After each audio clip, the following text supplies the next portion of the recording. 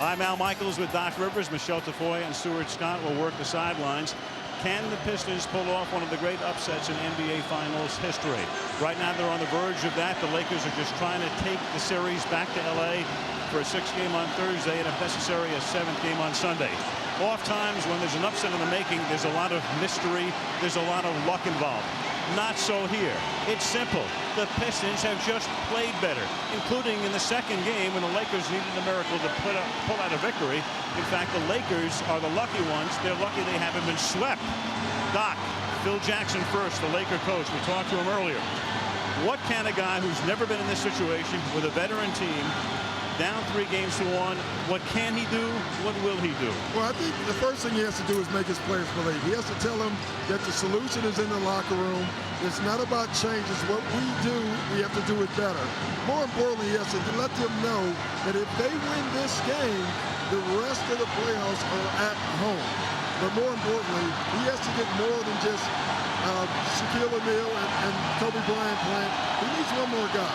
I don't know who that guy will be, but he has to get one more guy to help the cause. They're the only guys in double figures for the Lakers in each of the 4 games. Now there's Larry Brown. We both know him very well. He's a fretter. He doesn't want to think ahead. He's in the moment. Can he keep his team in the moment? Yeah, he has to. He has to stay in it now. He has to get his team to understand if you lose this game, this is your last game at home for the rest of the season. Stay in it now, and you'll win the game. Kind of funny. Brown staying in the moment. Phil Jackson is a guy who loves to stay in the moment, but he's got to be thinking about Thursday. Yes. And we go to Michelle. With Karl Malone out, Phil Jackson said before the game, Al, that Slava Medvedenko, quote, has a game that he can bring to this matchup with Rasheed Wallace. He also said that Medvedenko is a far better player than what he's shown in this series so far.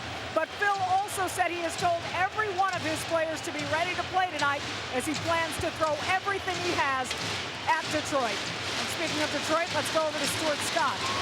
Michelle, 14 years after winning their last title, almost every Piston player to a man said their biggest challenge is focusing on one game without thinking about what happens when they win that game. Chauncey Billups told me, my only fear is that we want it so bad that we come out and start individually trying to do too much. Nothing selfish, he said, no agendas, just wanting it so bad, Al, and being that close. Right now, Jack Nicholson is here to lend support to his beloved Lakers. Jack comes to town for the first time in the middle 3 games. Lakers trying to go home and take Detroit with them. In each of the 4 games in this series, we've had a jump ball violation to start the game. The only jump ball the Lakers have won was the one in overtime in game 2, the most important. So we get set to go. Tonight's telecast available in high definition and Spanish on ESPN Deportes. Joey Crawford, who will work the game with Bernie Fryer and Bennett Salvador to put the ball in the air. O'Neal at the ready. Ben Wallace jumping for Detroit. Wallace is 6'9", gives away about 3.5 inches, and that time, well, legal jump ball. And the Lakers get it. That means they will start the 4th quarter with a possession. And if you're a Laker fan, every sign is important. Meaning that every possession is important. Is why Shaq didn't try to steal the ball. And Slava Medvedenko, who got the ball from O'Neal, dropped it on the baseline after Shaq was doubled and then almost tripled as Malone takes a seat on the bench. Well, it's a 3-second violation. Yeah, and the key will be with Slava Medvedenko is where they can space him out, because what the Pistons are doing when he's in the game, they're using his guy to double team Shaquille O'Neal, not only with the ball, but without the ball. Heavy pressure by George. Medvedenko is making his first start since March 10th, over 3 months. And one change you see early in this game is Kobe Bryant is starting the game out guarding Chauncey Billups, and that leads to an early foul. Now, what did you see there, Al, right away? The difference in this series, in my opinion, is that the Lakers have taken a ton of jump shots, and the Pistons keep attacking the basket. Right there, Chauncey Billups gets to the basket, and now he gets to the foul line. So Kobe Bryant picks up his first personal 35 seconds into the game. The Lakers never led in game 3 here last Thursday. Had the lead from time to time. in the fourth game on Sunday. So Detroit up 2-0 at the outset, and Bryant with a foul. Gary Payton is guarded by Billups. George has Hamilton on him. Here's Medvedenko. He's free and hits from 19 feet. And that is significant. Every shot he can make makes Rasheed Wallace pay more attention to him. That one shot does nothing, but if he can make a couple of them, it will. Payton is there. Got his hand on it, out of bounds. It'll be inbounded with 11 seconds on the timer by Detroit. I like this move by the Lakers for a couple of reasons. One, I do think Gary Payton has the ability to stay with Rip Hamilton. Two, Kobe Bryant has a bigger body to guard Billups. Prince is free from outside, in and out. Payton gets his first rebound. Pushes it up the floor. Medvedenko is free again and hits. So the Lakers, who had O'Neal and Bryant as the only guy in double figures in every game, have another guy now with 4 points in the first minute and a half. Well, the one thing we know about Slava Medvedenko, he's going to give himself a chance. I mean, he is not an unwilling shooter. Over Medvedenko, and Wallace drops one in. That's where they miss Karl Malone. Karl Malone's ability to push Wallace off the block will be missed this evening. Bryant too deep. To O'Neal.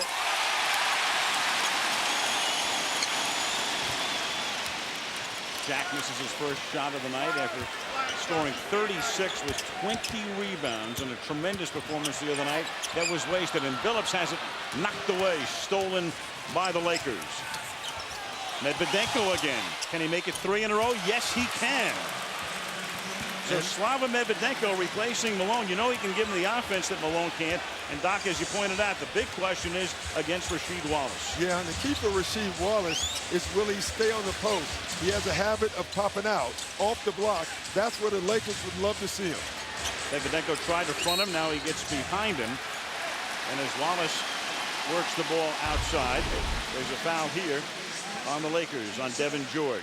Yeah, and you notice that third one, Rasheed Wallace came at him. Now, this is the third team foul already for the Lakers, and this is what they don't want, is to get the silly fouls, Al. That's where they've been hurt so far. The other night, the Lakers committed 36 fouls as O'Neal gets it over to Bryant. So the Lakers coming out tenaciously on defense. Here's Medvedenko again. This time he's going to dump it into O'Neal, and O'Neal's going to softly put it over the rim to make it 8-4 Lakers. But Al, you already saw the difference with Medvedenko making shots. When he caught it that time, Rasheed Wallace ran out to him. That allowed him to drop the ball in the shack. Prince guarded by George. Works off a Rasheed Wallace screen. Can't get it to drop, but Rasheed is there. Puts it up. Nothing happening. And O'Neal quickly gets it ahead to Bryant. Kobe's first effort is good, and the Lakers lead by a half dozen. 3.5 into the game, and the Lakers, at least at the outset, come out as a team that knows exactly what's at stake tonight. And they're doing two things. Number one, they're playing defense. And by playing defense, that's allowing them to get in the open court. And underneath, going down hard and drawing that response from the crowd is the angular and very thin Tayshaun Prince. Foul is on O'Neal. That's the first flop flagrant I've seen. You know, usually they're just flops, and he was hit hard. But watch Tayshaun Prince. He's going to lay down there for a minute to see if he could draw the flagrant foul. And when he noticed that there was not another whistle, he kind of turned around and popped right back up. Prince hasn't made a free throw in this series. He's now 0 for 4 in this series. Lakers fouling the Pistons at, for them, an alarming rate, and tonight already 3, including 1 each on Bryant and O'Neal. And those are huge, not only because there's 3 fouls, but because of Bryant and O'Neal. The one thing Phil Jackson needs them to be is aggressive, and when you get those early fouls, you become passive. Anybody who follows the NBA knows if you get 2 early fouls, the coach almost compelled to put you on the bench. Bryant fakes Prince out, and with Hamilton in his face, can't get that to go. And a whistle underneath, and Bernie Fryer is going to call a loose ball foul here. on O'Neal's. And so that's 2 already on Shaquille O'Neal, 4 minutes and 2 seconds into the game. Exactly what the Lakers didn't want. 2 fouls on O'Neal. More importantly, 4 team fouls. Now, for the rest of this quarter, they are in the penalty. And in this situation, Jackson, of course, minus Malone, has to leave him in. And then Wallace drives to the hoop and then gets the gong from the guys upstairs as he drops one in to make it 10-7. Well, Ben Wallace knew that Shaq couldn't get in his way because of the 2 fouls. Here's Medvedenko again. O'Neal trying to tip it up. Out of bounds it goes. Lakers will have it. See O'Neal giving a piece of his mind to Bennett Salvador on the last foul. Yeah, what they're saying is you called over the back on Shaq. Shaq felt like the Detroit Pistons just went over the back on him. What a play as O'Neal got it, gave it back to Devean George. He's able to get under the basket and face it and put it in, 12-7. Well, the one change already by the Lakers offensively is that they're trying to get to the bucket tonight themselves. They've been taking far too many jump shots and hitting very few three-pointers to this point. Cross court, Prince moves in for about a 12-footer that hits the side of the backboard. O'Neal gets the rebound. LA up by 5.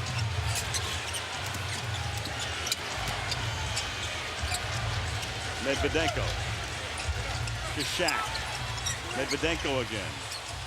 And that time, his worst effort of the night. So he starts out hot. Then he hits the rim on one, and that one barely grazed it. And the key for him is that he has to keep shooting. Hamilton. And knocked away by Payton. So Gary Payton got a hand in. Payton, who's been eaten up in this series by Billups, makes a good defensive play for the steal. I got to tell you, I like Payton's look tonight.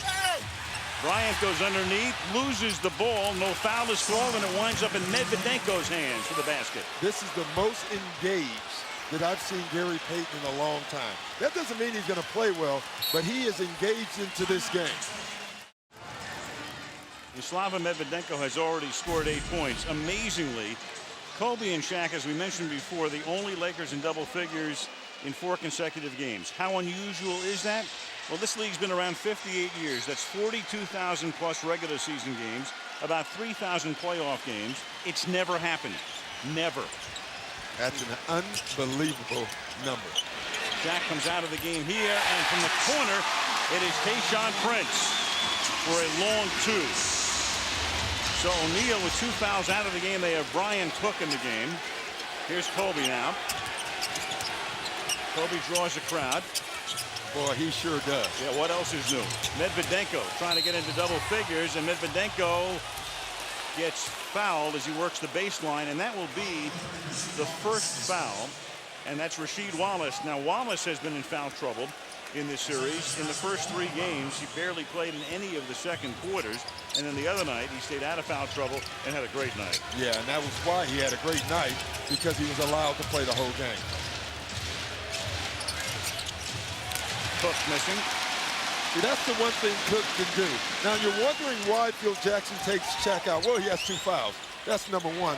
I think the other reason is they have a 5-0 3-point lead, and he's going to look at the scoreboard and watch it. And as long as the Lakers have a lead or even get down just a little bit, he can afford to sit Shaq. That was Rasheed Wallace, and that's Bryant. Ball comes out to Devean George. Bryant again, and Bryant gets pushed by Chauncey Billups. We mentioned the other night the Lakers had 35 personal fouls in the last game. The Pistons 20.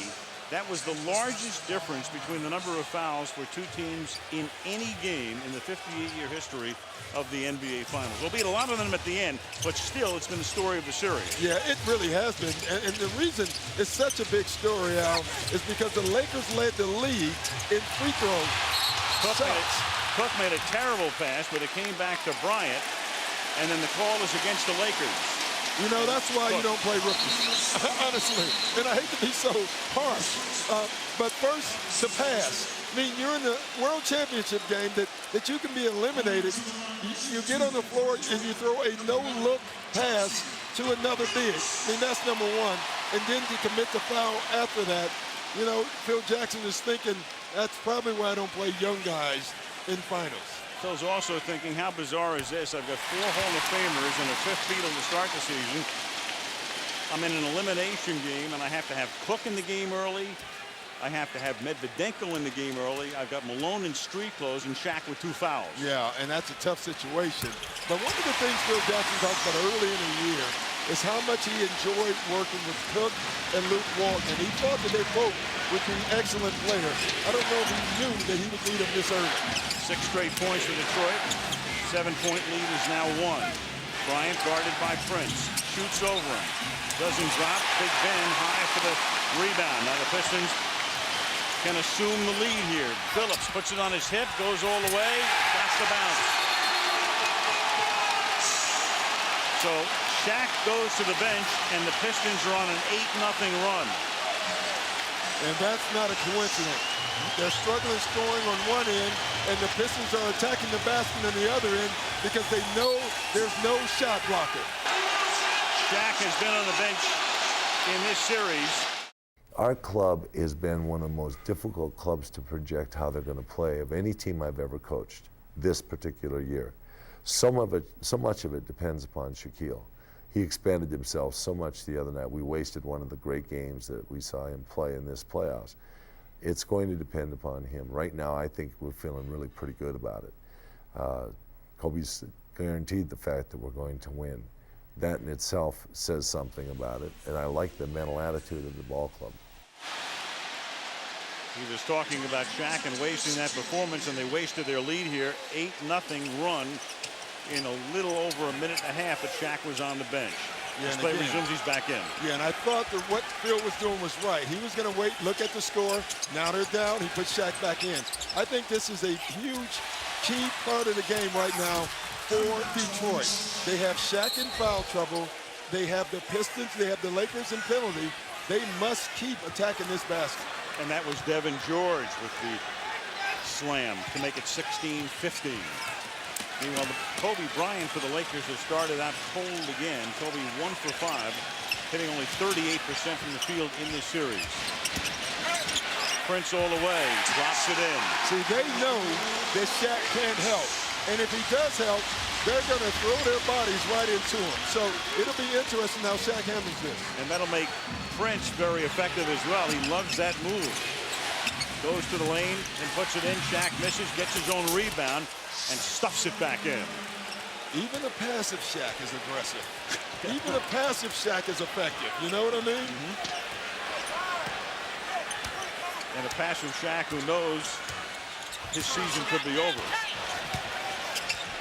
And Shaquille with 2 early fouls. Payton guarding Hamilton, who puts it in over Gary to make it 19-18. Lead seesaw. That's the one area where I think Rip Hamilton is going to have to take advantage of Gary Payton, and that's his size. Payton losing it. Stolen by Wallace. He's out in front all alone. 21-18 on the steal by Big Ben.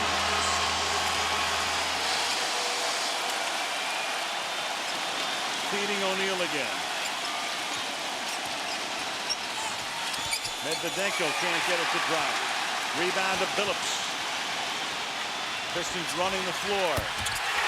Score it. Hamilton. 23-18.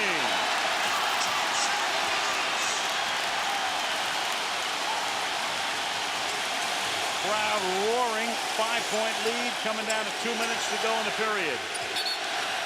Pistons 12-4 run here. Inside it comes. And the foul here. Foul is on Corliss Williamson. And first the steal by Ben Wallace. I was really surprised no one tried to track him down and give him a foul. And then you saw Devean George at the bottom of your screen with an opportunity to get in the spot and take a charge, and instead he moved out of the way. Those are the little things that are really hurting this Laker team. And one of the things Larry Brown said is we want to run on the Lakers as much as possible. That was a non-shooting foul. They started with 14 on the timer, and Kobe Bryant pulls one of his patented moves by driving through traffic to the hoop. 23-20. Luke Walton has come into the game. He provided the fuse that lit the Lakers in the second quarter in game 2. And right when Luke comes in, Corliss Williamson is in, and they're going to post him up. O'Neal gets the rebound. Bryant, 4 points to this point. Payton will drive. Jump hook from the lane. Lakers cut it to 1. Gary's first 2 of the night. A drive by Kobe Bryant. A drive by Devean George. A drive by Gary Payton. This Laker team right now is playing differently than they played all series. Have to. Work it out to Hamilton. 6 on the timer.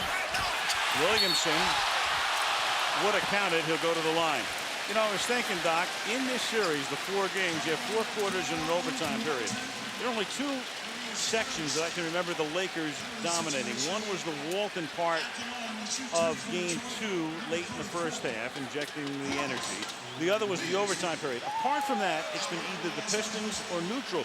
But the Lakers have had control of the pace and tempo so few minutes in the series. Yeah, actually, this is the only time, as crazy as it sounds, it's a 24-22 lead by the Pistons, but this is the first up-tempo basketball that you've seen in this entire series.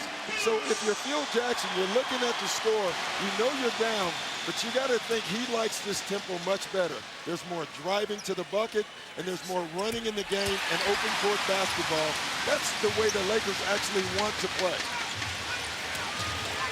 Williamson drops 2. It's the most points scored by either team in the first quarter in this series, the 25 for Detroit. Bryant, Prince on him. Kobe in the lane, drives, gets fouled. Bryant draws the foul. The foul is a 2-shot foul. The Pistons now have committed 14 fouls and the Lakers 6. And it's obvious, Al. I mean, it's obvious watching this Lakers team play tonight that Phil Jackson has told them, guys, I can't fight for you about fouls if you're going to keep launching jump shots. You have to get to the foul line. You have to drive the basketball. And eventually, if you drive, you will get to the foul line. 25-23, that's their first free throw of the night. Shelly Brown, Larry's wife, who is a lot more nervous than Larry, I can guarantee you. I don't know. Larry hides it pretty well. Larry didn't look too calm in that office before the game today. But Larry's always that's Larry. True. That is Larry. 25-24 Detroit. Elden Campbell. Walton comes over to help. Way back outside to Hunter. Now Campbell. And Walton comes in there to provide the defense after he got by Shaq. Shaq has to be very careful with the 2 fouls. Now the Lakers going to run it down. You know what was interesting? Luke Walton, the rookie, was running down the floor yelling, 1 shot, 1 shot. He's a smart rookie. He's in the jeans. With 3 on the timer, Bryant can't drop it. And that'll be the end of the first quarter. And there is still time. There's, well, 0.4 of a second. And you know what that means. Well, Derek Fisher certainly knows what it means. And Kobe Bryant is really upset because he thought he had Tayshaun Prince up in the air and drew contact. And he really wants to know why that foul wasn't called. They put 2:10 on the clock. Pistons will have to inbound from backcourt. O'Neal's going to come out. They're not going to take any chances here, even with 6/10. That would be a horrible 3rd foul. Well, there's a lot of time. We know that with 6/10. 2/10 more than you need. Prince looking to fling it down the floor. Does down the baseline here. Hunter puts it up, and at least he got the rim. No foul call there. Bryant goes off the floor. Asking Bennett Salvatore if he's going to call any fouls when he's shooting tonight.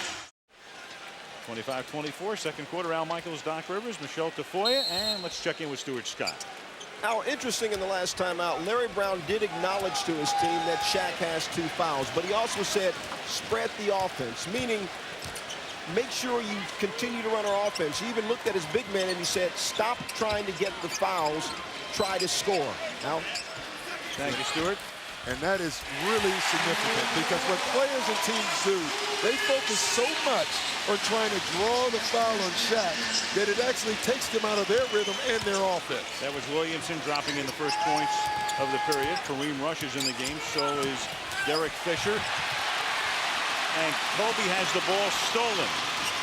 Pistons rush back. Hamilton drives in, and Rush commits the foul. Pistons just forcing the issue in this entire series.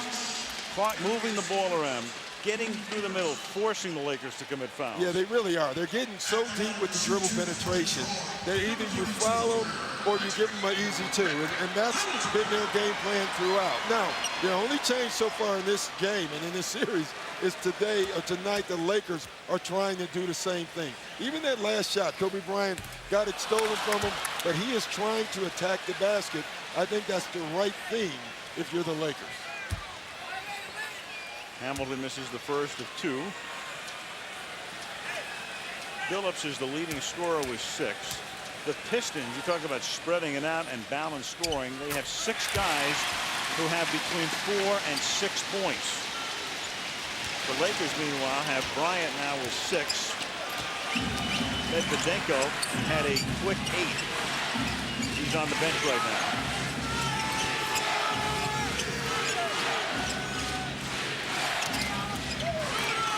Walton in the corner, feeds it to O'Neal.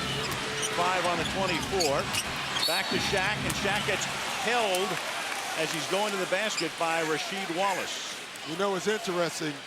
I don't think Larry Brown wanted that, you know, because it was Rasheed Wallace. You know, he needs Rasheed Wallace to stay in this game. Now Rasheed Wallace commits the foul because Shaq gets so deep, and it saves him a bucket, but it hurts him because Wallace has to come out of the game. For the 4th time in 5 games, Rasheed Wallace has to take an early seat with his 2 fouls. Shaq tries to hand off to Kobe, and Lindsey Hunter got in between them to commit the foul. Here's Michelle. Well, Al, since the last game, Phil Jackson spoke with Kobe Bryant about the things they wanted him to do tonight in this game, and I'll finish up after this play. Fisher for 3. Al, what Phil wanted from Kobe tonight was the things that he did in game 2, the game that they won. Play off the ball, get easy baskets, move without the basketball, be a distributor, and when he does have the ball, distribute the ball, and then the game will come to him. That's what they're looking from Kobe Bryant tonight, guys. Michelle, that last foul was on Elden Campbell. Now Bryant nearly has it taken away, and does in fact, by the hands of Hunter, leading to a Hamilton break and dunk. See, Kobe Bryant just did exactly what Phil Jackson didn't want him to do. I mean, right there, he tried to split between 2 guys, which would be very difficult, and he turns the ball over. That's his 2nd turnover now for buckets for the Pistons because he's trying to force the action. 6-point lead inside to Shaq, puts it up and in. But if you're the Lakers again, it's a 4-point game, and now the Pistons have 3 team fouls early into the 2nd quarter. And the Pistons are hot after they were down by 7 in the first quarter. They scored on 12 of 14 possessions. Williamson is guarded by Kobe Bryant. And reaching in is Derek Fisher, and he's going to get called for it. Back to the steal by Hunter and the Hamilton breakaway. I mean, again, you can see Kobe Bryant trying to force the action, and that's the 2nd time he's tried to split between guys, and that's what Kobe Bryant does extremely well, except for the Pistons now know that. They're playing them for that, and that's the 2nd turnover for bucket that he's caught. Hunter out of the corner, and Ben Wallace in perfect position to grab the rebound. He's as good as it gets off the glass. He is. And those hands are like glue. When they touch his hands, it sticks. Williamson missing. Man, I just love to watch the way Wallace sets up, especially on those shots from the corner. He knows exactly where to be for the rebound. Perfectly positioned. Fisher from deep outside. Got it. 3-pointer to Derek. Saluted by Malone. It's a 1-point game. And again, great ball movement. And on that shot, Fisher didn't hesitate. Fisher, one of those Lakers playing hurt. Half the roster playing hurt, but playing nonetheless. Hamilton throws it away. And now Kobe's on a break. And Kobe's going to put this one in, looking to see where Hunter was, seeing if he could get a three-point play out of it. And it's 31-30 Los Angeles. I think he didn't think Hunter could catch up to him. And he did. And this is a big foul here. Brave man Jack Nicholson is, you know. I remember he went into Boston one time and braved the elements also. My first Boston reference of the night. In a while, I like that. Doc, of course, will be the coach of the Celtics next year. Game of runs right there. Lakers started hot.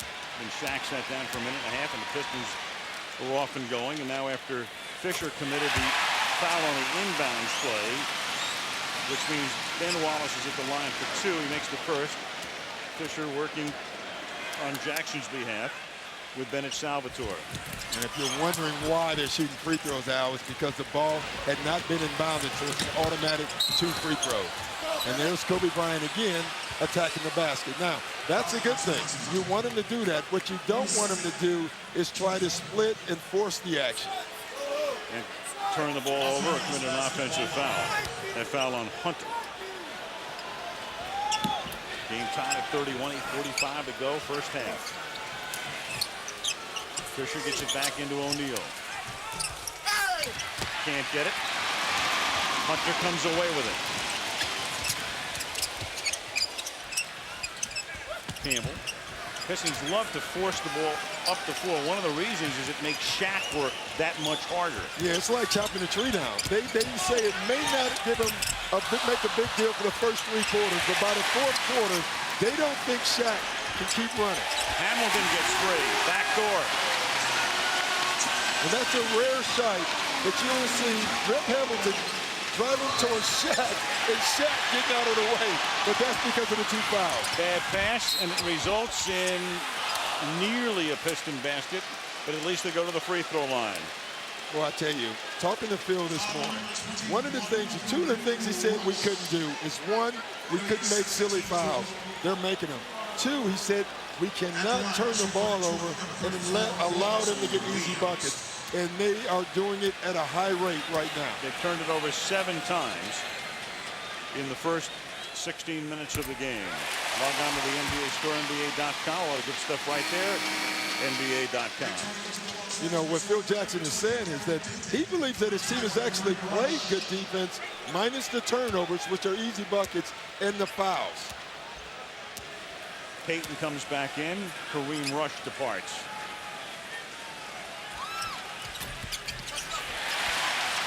Gets the bounce, and Detroit's lead is 4. And if you're Larry Brown, you like the way your team is playing. You know, they're just out there playing like they play and not thinking about anything else. Walton drives all the way, can't get it to drop, and then going to the floor was Elden Campbell. A 3-on-2 here. Fed underneath, Williamson misses it, but gets it back, juggles it, keeps possession. And Hamilton will now start to drive. Williamson, shot clock in single figures. Hamilton, fall away. Couldn't get control of the ball, but got hit and fouled. Payton.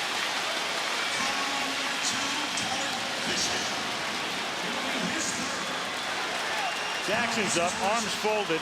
In effect, thinking to himself, you know what, that's a foul, but they did it to Kobe before, and it's not a foul? That's what I think the Lakers are saying right now. Now, I will say that Derek Fisher and Payton are the 2 trickiest defenders in this league. And I think what Bennett Salvatore is saying, he saw them do something tricky, and I think what he saw them do is tap him on the elbow. Fisher with 3 fouls now. And Rick Fox comes into the game. So Fox makes his first appearance.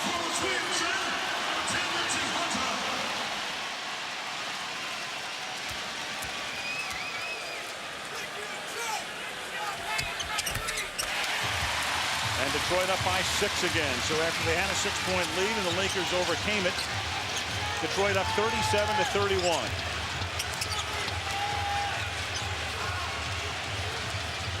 Walton, too high for Bryant. Try to time it. Kobe got underneath. Another turnover. And then Detroit throws it away, but it was last touched by the Lakers. Yeah, that was a fastball lob. You know, usually you're supposed to lob it nice and soft. There was no one quick enough to jump and catch that pass that Luke Walton just threw. Larry Brown didn't like that possession. Palace of Auburn Hills. About 10 o'clock local time. The Lakers, as play resumes, on the short end of a 7-0 run in the last 147. The second such run in a short period of time for Detroit. And they'll inbound with 19 seconds on the clock. Underneath, Billups reverse, puts it in. So Chauncey Billups got it in, got it back, and Chauncey Billups now has 8 points.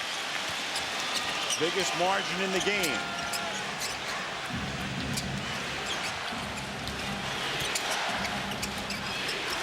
O'Neal's going to drive. Too hard.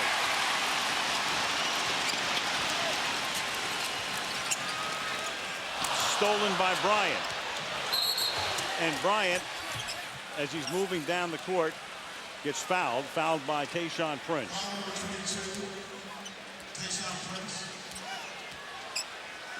I think what they're going to do, Al, is say that Kobe Bryant was ahead of everybody, and they're going to give him a shot and the ball out of bounds.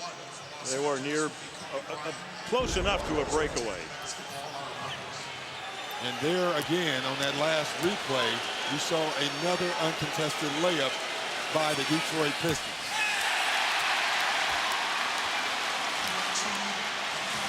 That is the height of frustration. You get, in effect, a free throw, and you can't make it. And here it is. You know, what they're saying is he had a clear path to the basket. No one was in front of him. He led the pack, so you can't foul. It's a good call. And then one of the best free throw shooters in the NBA can't drop it. The Lakers inbound it.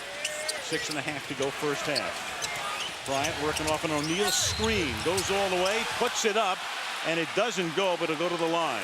See, that's what they want Kobe Bryant to do.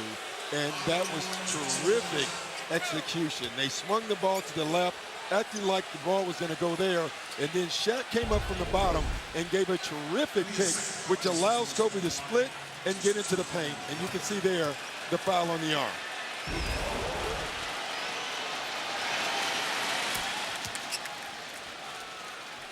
Lakers are now 3 out of 4 from the line. Kobe Bryant is the only Laker who has been to the free throw line tonight. You know what's interesting is Kobe Bryant is the one Laker that has probably been the most surprising that hasn't gone to the line in this series. But to me, the difference is tonight, Kobe Bryant is not settling. He's attacking the basket.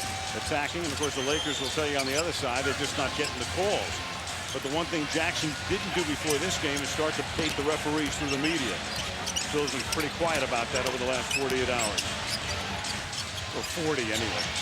Yeah, he had to say after game 4. Hamilton misses. Medvedenko back in the game and takes it off the glass. I think Phil Jackson likes this switch with Kobe Bryant guarding Billups. Bryant, too hard. Prince, behind the back, great move to get by Bryant. Does it again and can't get it to drop. It'll go to the line. 2 behind the back dribbles. And again, getting all the way to the bucket. Every long rebound, every turnover, the Detroit Pistons have pushed the ball up. And if you don't stop the ball, they're going to continue to go until they get all the way to the bucket.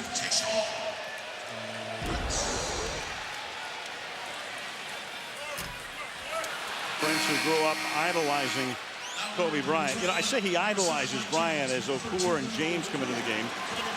There's only a couple of years differential, but Kobe's been playing in the NBA so long, and Tayshaun Prince wound up going to college for 4 years. I guess you become an idol. Yeah, you do. And Kobe became an idol pretty quickly in this league. There are guys in their 30s who idolize Kobe. 7-point Detroit lead. 5:40 left in the half. Okur guarding O'Neal, who gets it back from Medvedenko. Puts it up, gets fouled. See, again, Shaq's being patient. They're moving the ball. They're attacking the basket. I think one point has to be made about this free throw discrepancy, Al. You know, the Lakers led the league in free throw shooting most of the league all year because they led most of the games and teams went to hack-a-shack. They've never had a lead in this series, so the Detroit Pistons really haven't had to go to hack-a-shack, and I think that's one of the big differences in this series. That's anathema to a purist like Larry Brown as well. He doesn't want to do it. Free throw attempt differential, as you can see, the difference in the finals as opposed to the regular season. In the first 3 rounds, Medvedenko got the rebound after 2 O'Neal misses. Now Bryant puts one up. Kobe stays cold. Bryant is 3 of 10 from the floor.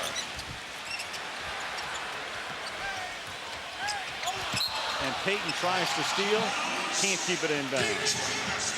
You know, Bryant is 3 of 10, but most of his shots tonight, in my opinion, have been pretty good. The couple of forced opportunities have led to turnovers. I think as a coach, you have to live with those because he is so creative. Pistons, meanwhile, are hitting 57% from the field. And since they've been going to the free throw line more often, that's a tough combo to beat. And Ben Wallace is too tough to beat right there, and the lead is 9. And that's huge. When you're Detroit, and you can drop the ball into Ben Wallace and get points out of him, that is huge. Whistle on the way to the basket. I mean, one of the things Larry Brown has done since coming to Detroit, he's made Ben Wallace an offensive option. He tells his team to look for him when he's on a post, and he's made Ben Wallace think offense. Ben Wallace a couple of years ago would have never made that move. Now when he gets the ball, he feels pretty comfortable. And you look tonight, he's 3 for 3 with 7 points. O'Neal makes his first free throw here. He's now 1 out of 3.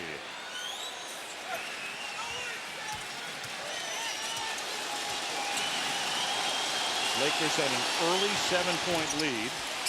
There's Wallace tipping it to himself. Great body control, kept it inbounds. His huge hands. Able to pot. And then Detroit tries to cash it. Wallace. Wow.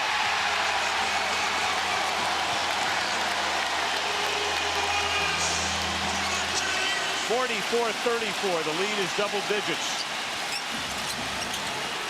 Jackson not calling a timeout. Phil believes in conflict resolution. They got a lot to resolve right now. And Kobe got blocked and fouled. And boy, I tell you, that was close. That was real close. Because Mike James almost got there and slid up under Kobe. And watch his foot and see if he was still moving at the very end. He was. That was an excellent call. But boy, that was close. I think if Mike James didn't try to draw the contact himself, he would have had a charge. Bryant now 5 out of 6 from the free throw line.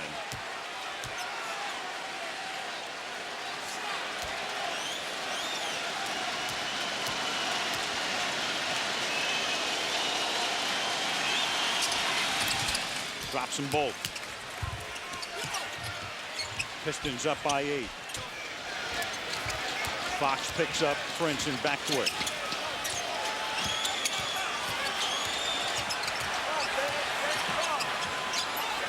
James way outside. He provided a big spark for them in just a very short period of time late in the first half the other night. Okur.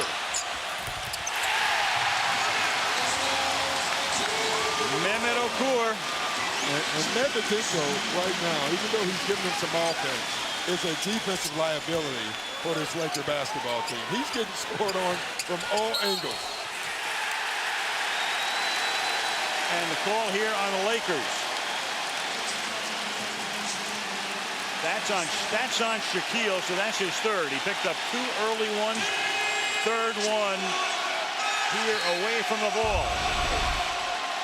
And so now we have a crisis time right now for the Los Angeles Lakers.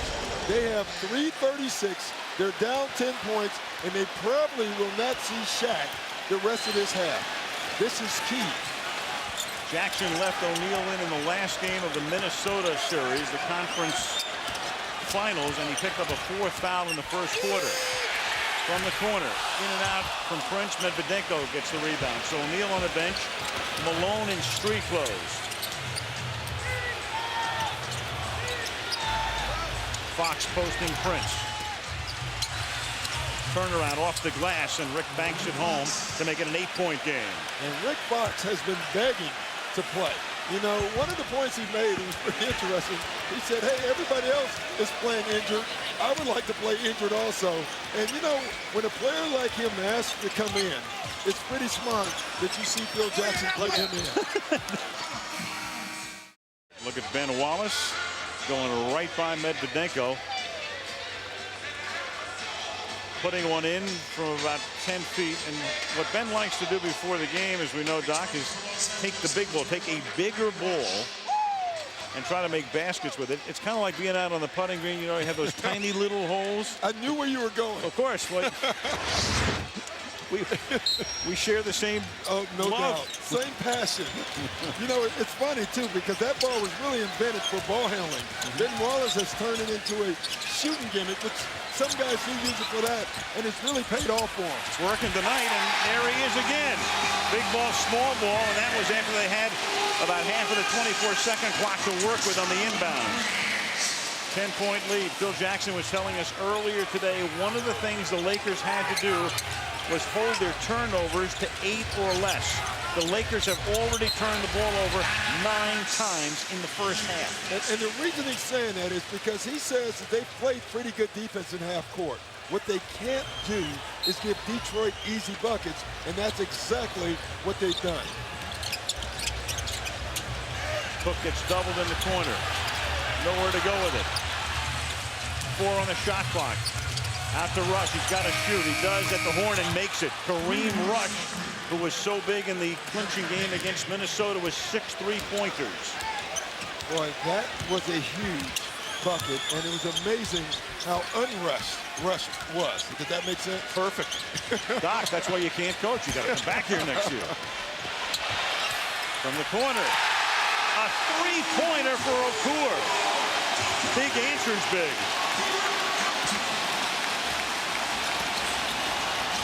Bryant. Back to Cook. Minute and a half to go in the period. Well, there is no spacing right now for the Lakers. And Kobe is the line drive one over Okur and Prince. I mean, their spacing was so bad. You know, the difference in the first half right now is it looks like the Detroit Pistons offense is executing to a T. And right now the Lakers are scoring almost out of their offense. Shot is short. Rebound keeps getting tipped. Winds up in the hands of Prince. He'll drive all the way. Brings the house down.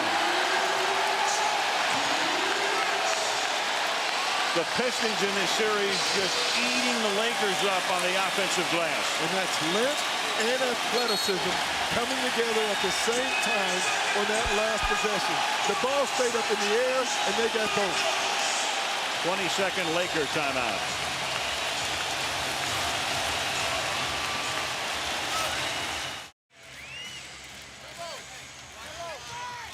Ten-point lead for the Pistons. Al, this is what we're talking about. You know, a good drive, but watch, the ball stays up in the air. And if you're longer, quicker, and more athletic, usually you come up with the rebounds, and that's where the Pistons have taken advantage of the Lakers in this series. Night after night, first time in this series, either team's had a 50-point first half. Bryant puts one up. Well, I think the Pistons love when he settles. They love when he settles for that fadeaway jump shot, even though it is one of his staple shots. With Tayshaun Prince's length, they will take that shot all game. Pistons eating up the Laker defense. Okur drives, softly puts it in. And they lead by 12 with Shaq on the bench, Malone and Sivvy. And a game away from elimination. Okur has 7. Medvedenko will drive to the basket and get fouled on his way to the hoop. You know, in a perfect world, if you're Phil Jackson, you would have loved Medvedenko to back it out and take the final shot and just have a 4-second differential. But you can't pass up layups right now when you're down 12. Third foul on Okur.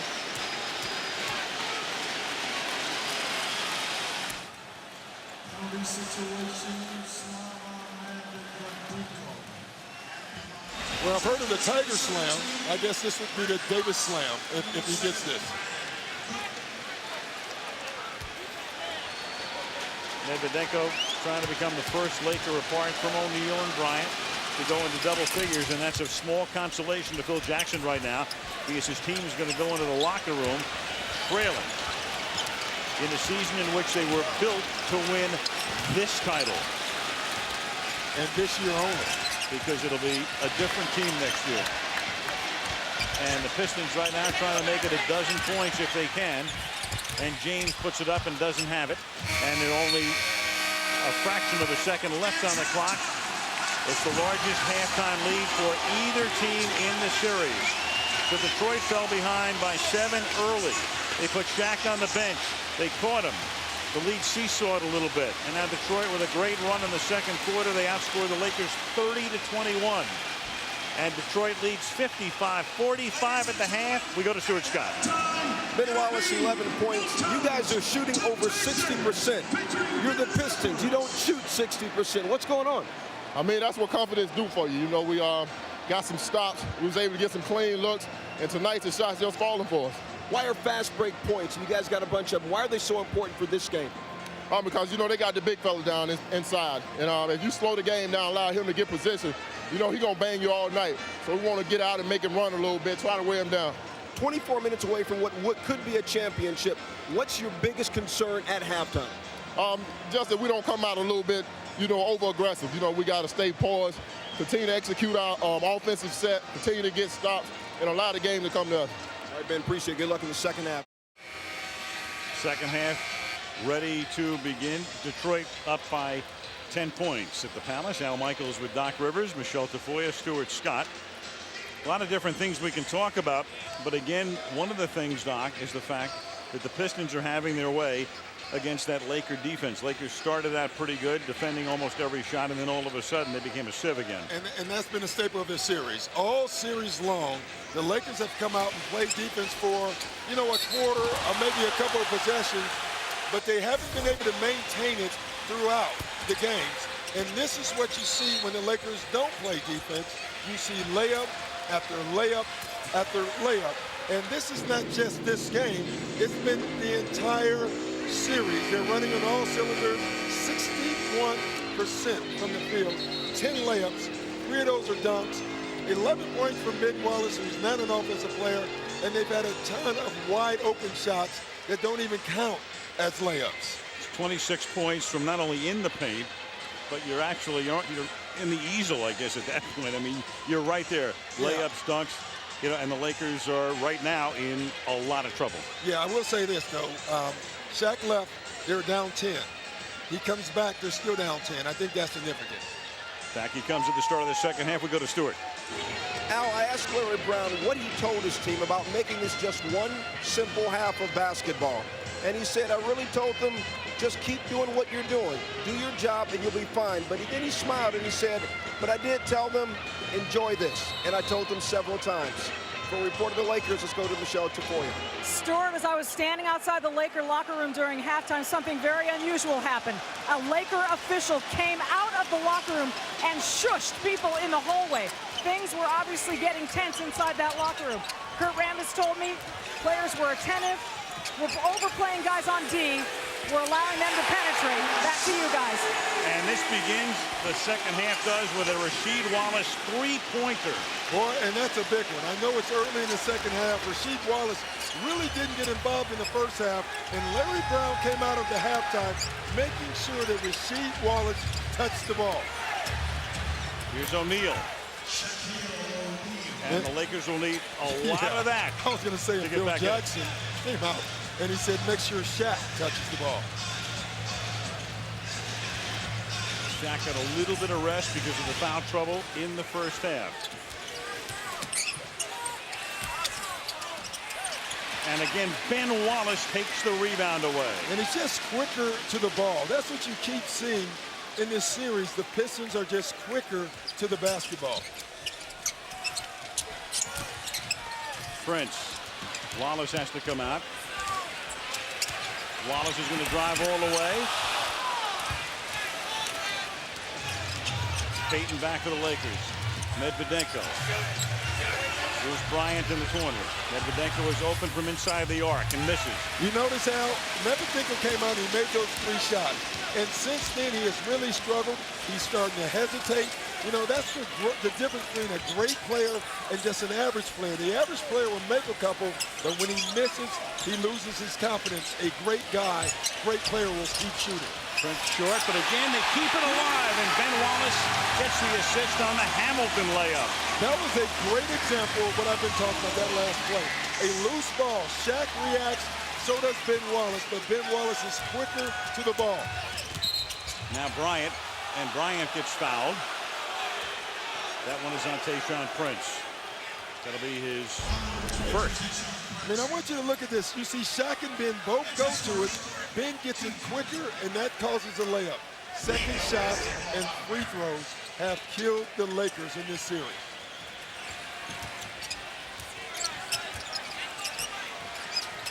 Devean George has that swatted out of his hands and out of bounds. 11 on the clock as the Lakers inbound. Medvedenko started 3 for 3. He's now 4 of 8.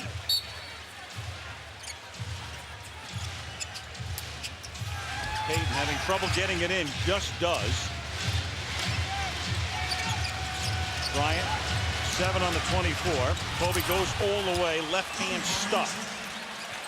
So Kobe Bryant has come this evening and done what he should do, and that's attack the basket. Shaquille O'Neal getting in foul trouble hurt the Lakers. The key for the Lakers in this half is Shaq staying on the floor. And playing some defense. Wallace working on Medvedenko. Puts it up. And there again, I have never seen anybody with the instincts of Ben Wallace.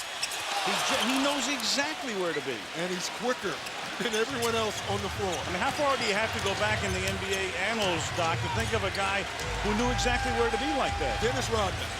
Dennis Rodman. You have to go back that far, I guess. Well, I was hoping you'd go back to, you know, like Arnie Rison or somebody. Here's Devean George. Tapped out. George sending it around the rim, a 360. The Lakers with a fresh 24 as O'Neal with Wallace on him. Turns on him. Puts it up. Doesn't get the bounce, but gets fouled. And that one on Rasheed Wallace is his third.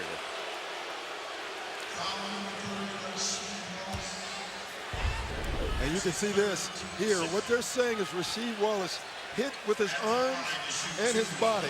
I think Rasheed Wallace is thinking right now, I think I was hit with Shaq's body and arms. Shaq 1 out of 4. He has 9 points in the game. Now 1 out of 5 from the free throw line.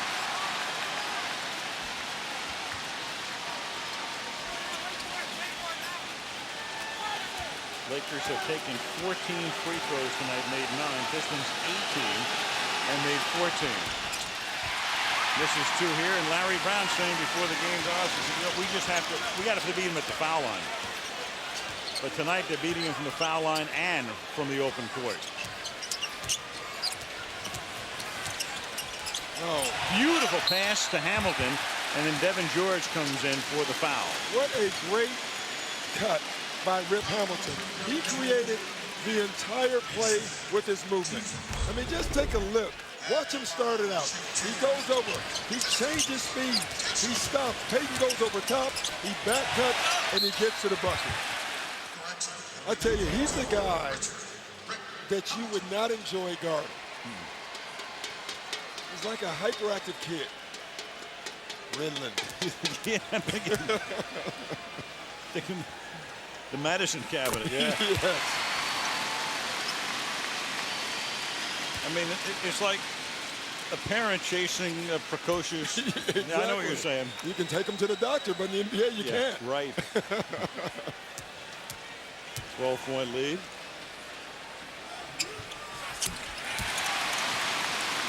Now 13, 8:25 remaining in the third. When the Pistons have a double-digit lead, they're as tough as anybody to beat because of their great defense. And then Bryant loses it on his way to the basket and looks back at Joey Crawford, the referee. Three-pointer coming up for Hamilton. Rimmed it out.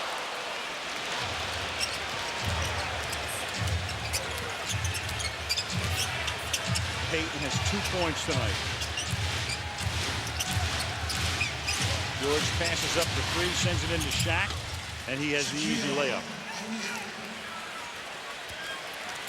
O'Neal now goes into double figures with 11 points. You know, it's an 11-point game. And now I get the sense that the Lakers are still in this game.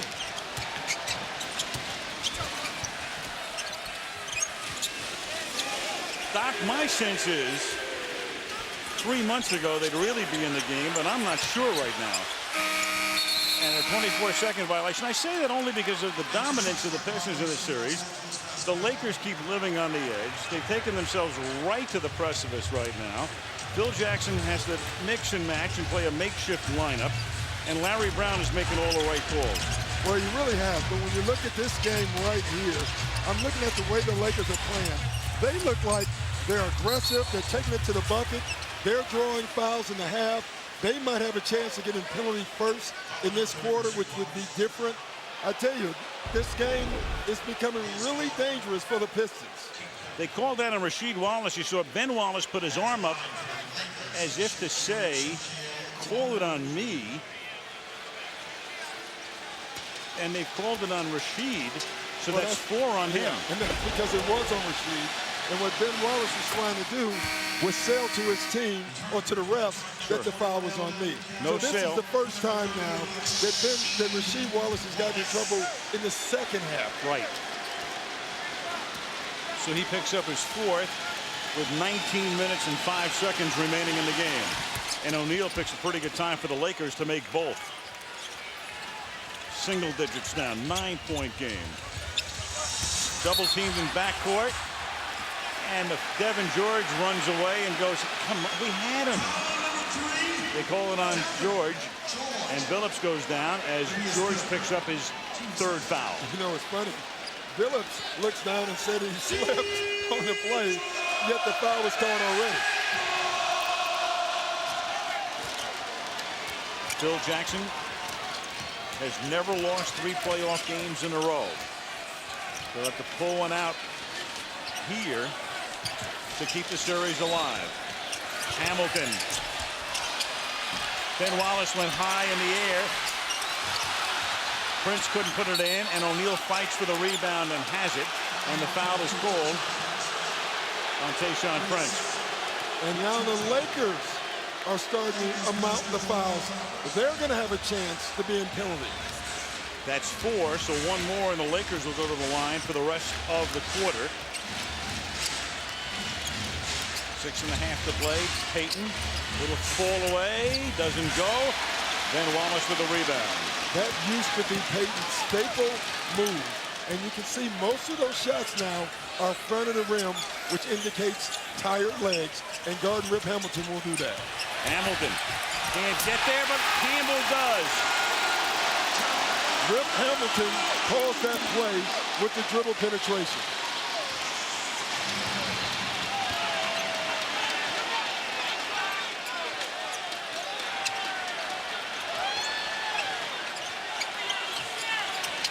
O'Neal.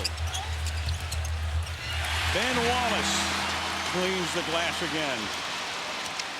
10 rebounds for Wallace. And that was not a good possession for the Lakers. Prince. Wallace is going to drive and gets fouled.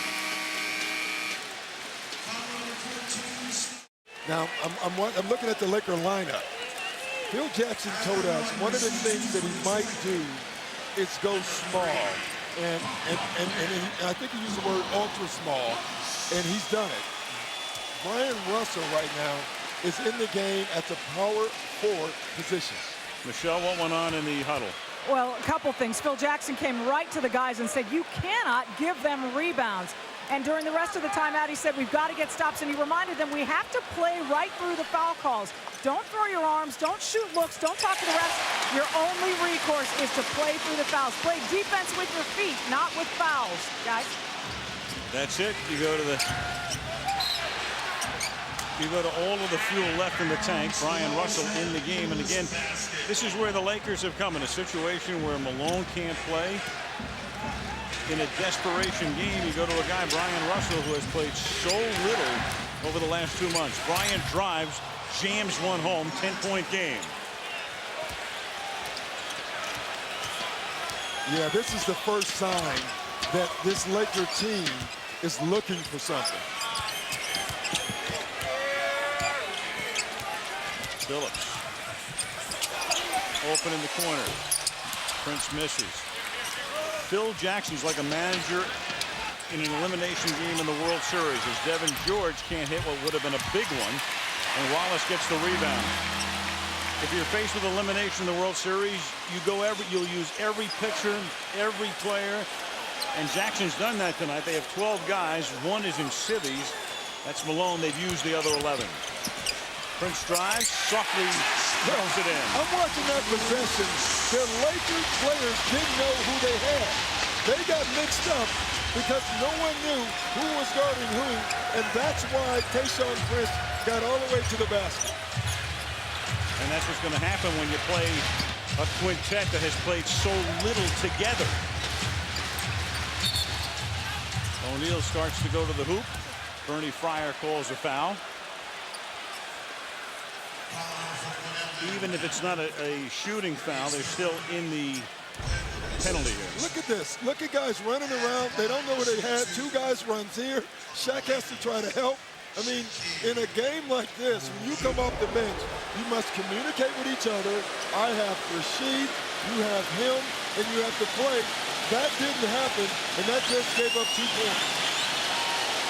And the Pistons, such heavy underdogs before the series, are the team right now playing probably as cohesively as they have all season.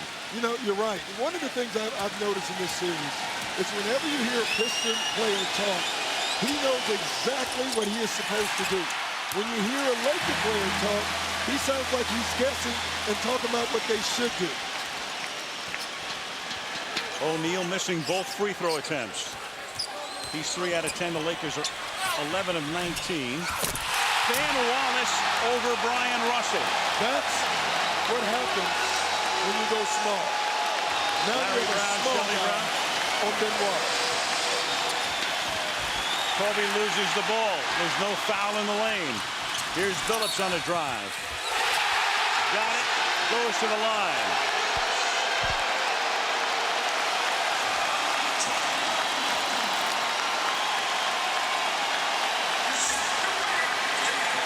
The Detroit Pistons are smelling the golden ball, and they're going for it right now.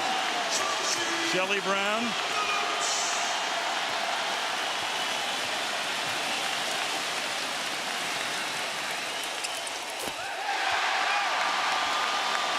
A 17-point lead.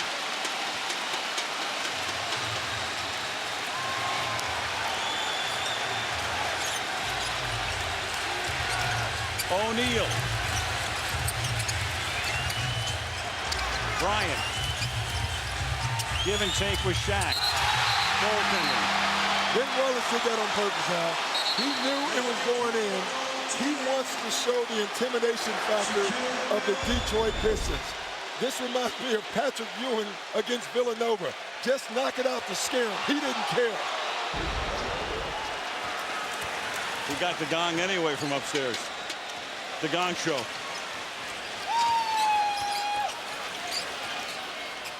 Billups throws the ball away.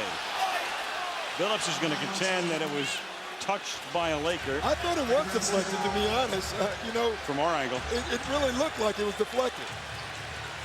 Ball took an erratic hop. Lakers now. Bryant outside. Payton has the ball. Looks Kobe's way. Goes inside to Shaq. Slam dunk. 72-59. Under 3 to go in the third. Larry Brown a little nervous again. Well, I think they're going to be nervous until there's all zeros on the clock. But right now, Larry will be, yeah. They're playing good basketball. Prince.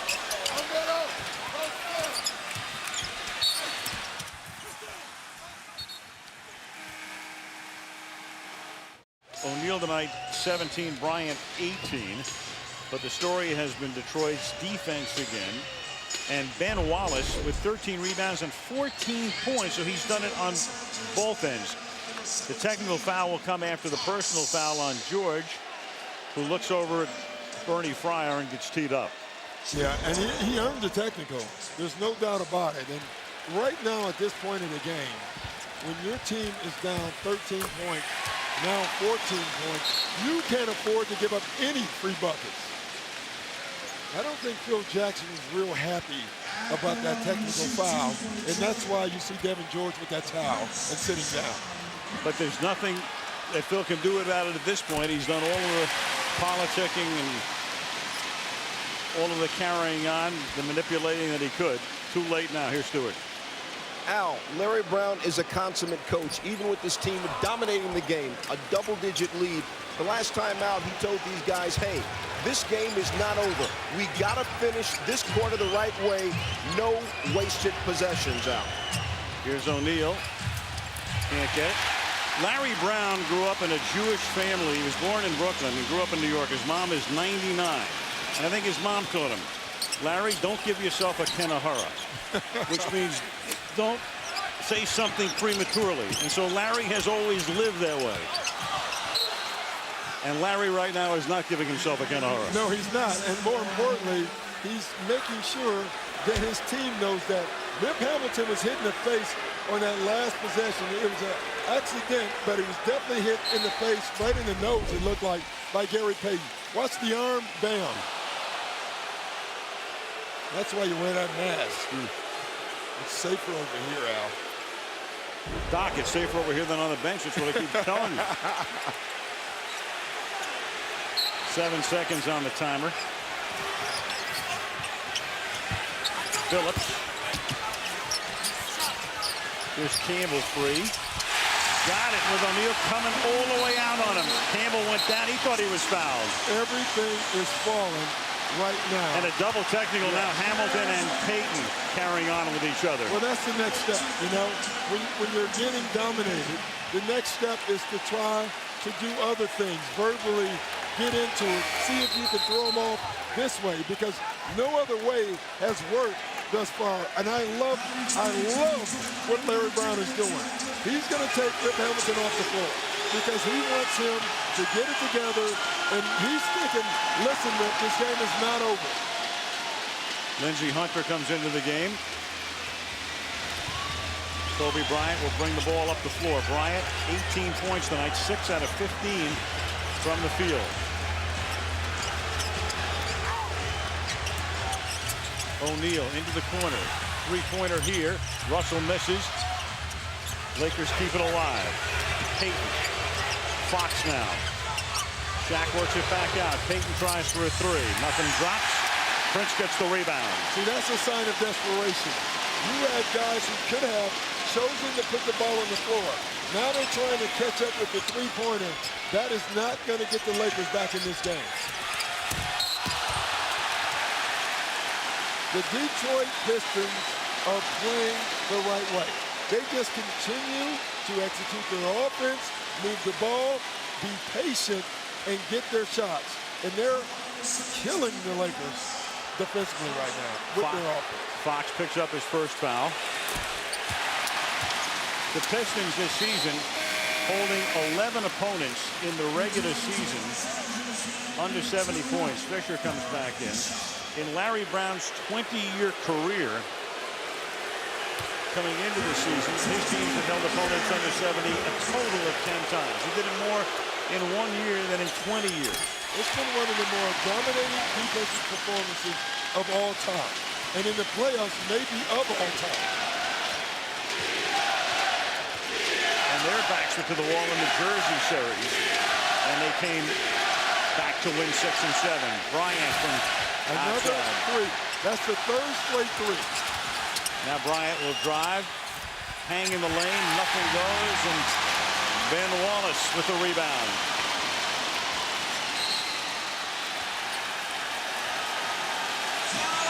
The Lakers have the look of this. We tried, we couldn't do it, we're not good enough, and now you can see them slowly deteriorate in front of your eyes. Kobe Bryant with the foul.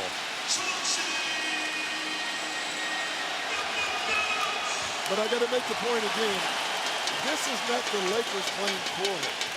This is the Detroit Pistons playing great. It's a big difference. As we said at the top of the show, when you have an upset of this magnitude, people say, well, how did they do it? And normally, you know, it's whether it's baseball or hockey or basketball or football, there's always, you know, something that happens. You get a break, the ball bounces the right way, the goalie makes a stop. But with the Pistons, it's just that, as we said at the beginning, they're playing better. They're the better team. Bryant missing.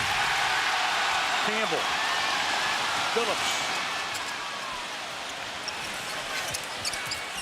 Look at the ball movement. Look at the patience. Everybody's touching the ball, even on a fast break. And the Pistons right now look like a fresh horse.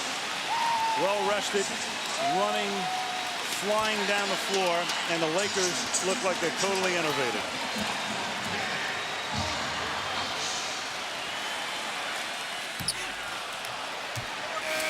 Wallace has 10 rebounds in this quarter. He has 15 in the game.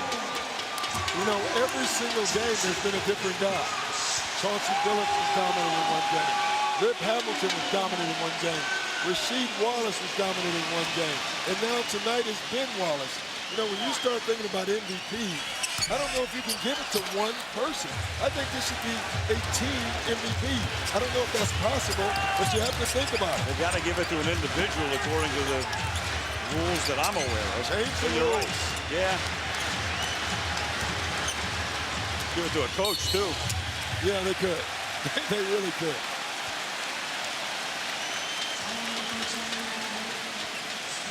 Fourth foul on Okur.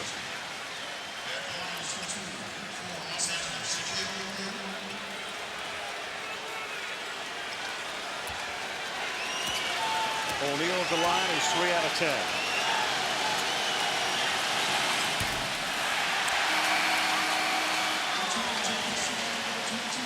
Stewart, yours. Al, Hamilton just came back in the game. You saw him, he caught that blow to the face, but that face guard he's wearing, it's worth $2,500. The reason he's wearing it, he's broken his nose twice this year already. The doctor said if he has another one, he'd have to miss the rest of the season. What happens when he gets hit, all of the brunt of the blow goes against the forehead and the chin, so he is okay. Wow. Coast to coast with no one stopping the ball. Before this series, we said if the Lakers didn't play defense, they would not win this series. The Lakers have not played defense. And it's so loud, and they're so inexperienced as a unit out on the floor, they couldn't even get a shot away at the end of 3.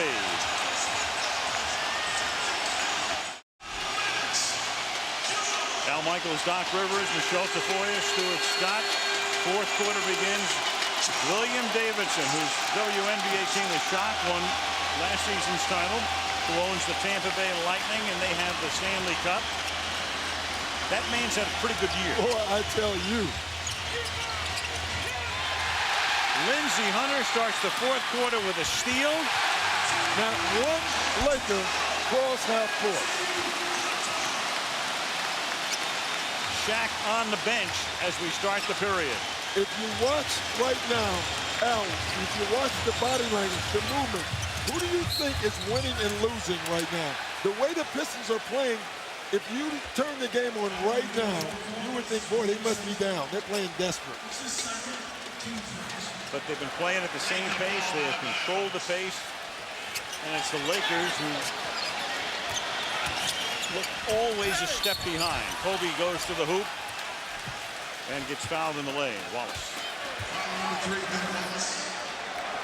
For Larry Brown, trying to become the first guy to do that. He won the NCAA crown at Kansas in 1988. Danny Manning was his key guy. He also coached UCLA to the national championship game in 1980. He was here with the Philadelphia 76ers in the NBA championship. Larry Brown, everywhere he's gone, his team has improved. The San Antonio Spurs. He normally takes reclamation projects. I mean, this is a guy who got the Los Angeles Clippers into the playoffs. Hey, I was a part of that team. Despite Doc Rivers being on the roster. He did it in sweaters. Ben Wallace. He'll tip it back in himself over Brian Cook. This has been a dominating performance this entire series. And you're right, Al. You can make the point that the Lakers are very lucky to be playing tonight. You get the feeling, the way this is going, that these teams could play 10 more games and the Lakers might not win one. I mean, it's been that dominant. Look at this.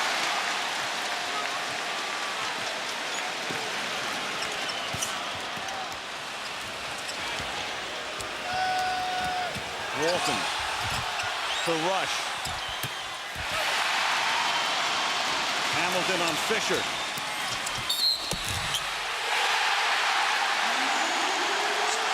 It's almost like the party has started with 10:32 still left in the game. Yeah, the party has started. There is no doubt about it. Every long rebound, a Piston releases and gets a fast break. And it's been one-on-one fast break basketball for the Pistons. And I said fast break basketball for the Pistons. The party has started.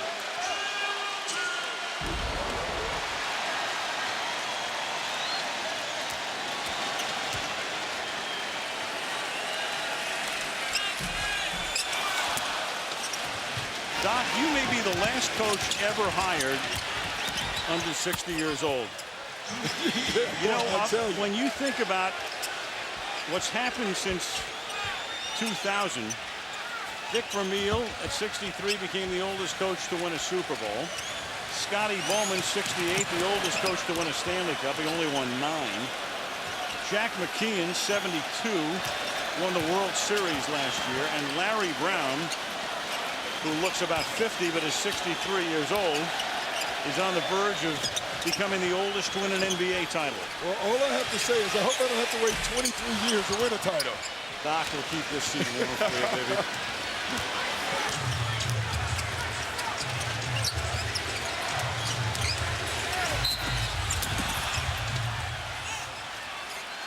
Kobe goes to, oh, and Kobe's hurt.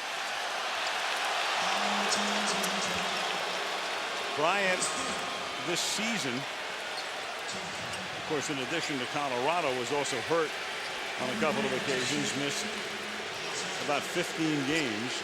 At one point, it looked like he wrenched his shoulder to the point he'd be out for a couple of months. Instead, he was only out for a week or so. Yeah, I think he missed one game. Yeah. It's still not healed.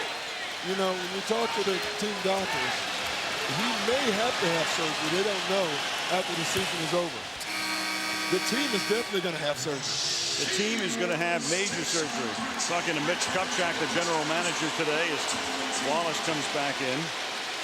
Hunter goes out. There will be no offseason for the Laker brass. And what about Phil? And what about Shaq? Now, Shaq's under contract. So unless they trade him, which will not happen ever. If they won't go trade him, they won't trade him? I don't see that ever happening. I think the number one thing is what Phil Jackson does. Number two is what Kobe does. And you can put that one or two any way you want it. And then it gets down to Karl Malone and Gary Payton and what they do. And then it gets to Kupchak. And what is he going to do to change this basketball team? Prince.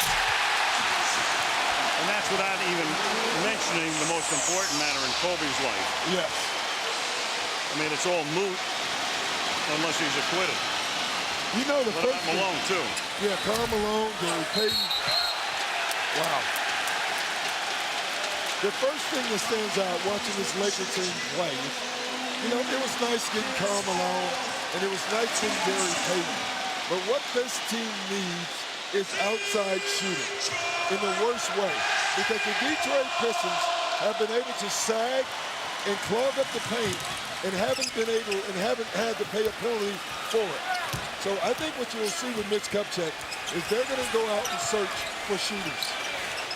They got sporadic outside shooting this season, i.e. Fisher. Rasheed misses a 3, and Rush's big game, but not consistently. We're talking about the Lakers. Phil Jackson, the first guy they have to talk about. Bryant, Payton, Malone, and Fisher can opt out. Payton can opt to stay. I mean, he's already under contract, so it's his call there. Fox maybe retires. You don't know. The other guys with expiring contracts.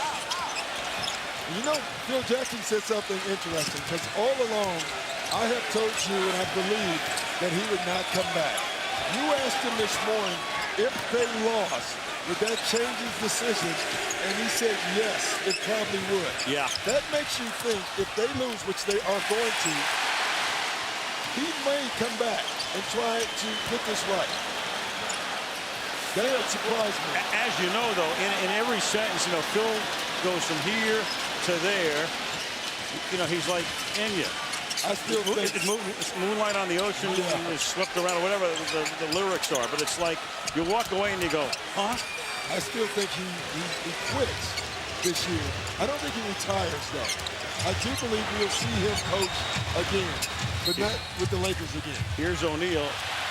You know, Phil, he understands he had a chance here to become the winningest coach, not only in NBA history in terms of championships, but eclipse all other coaches and managers in the 4 major sports. Is it huge to him? I mean, he can live without it, but it was important to him. He made that pretty obvious as we talked to him throughout the course of the season. It absolutely was. He also said something that surprised me. I didn't know he was keeping count, that they could catch the Celtics in banners. Yes. That upset me, too. Doc, you can do something about it. Yeah, I'm going to try.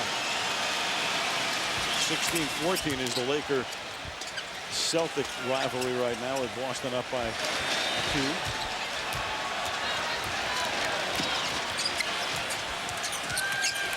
Billups using the clock. Meanwhile, on the other side of the coin, Doc, Detroit, a much younger team, and as the Lakers will end their season unraveling in this series, Detroit ends it on a high note, and they just add exclamation point after exclamation point. Ben Wallace.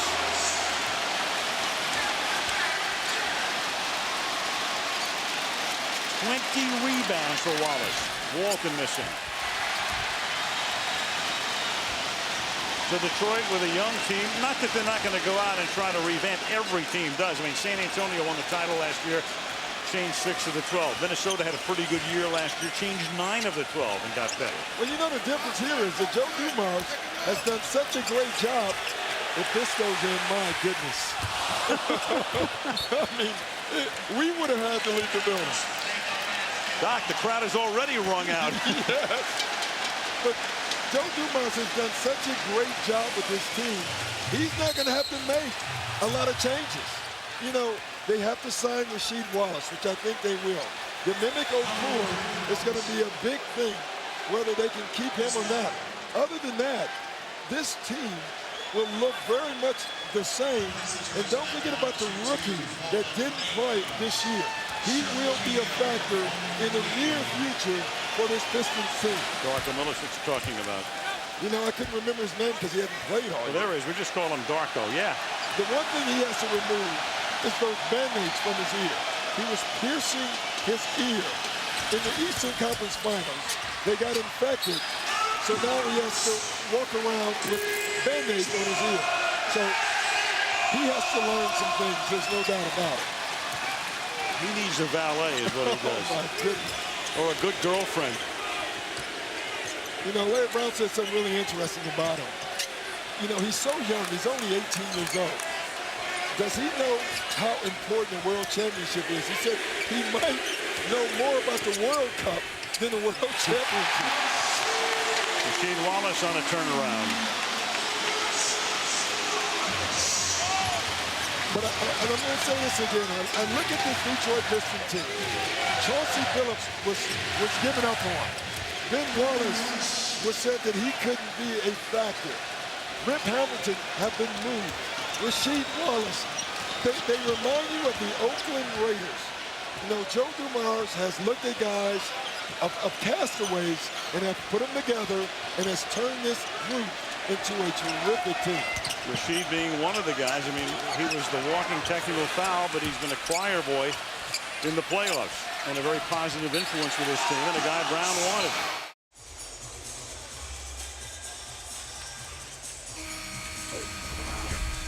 Ben, if we throw to you, just get it down and get in our play.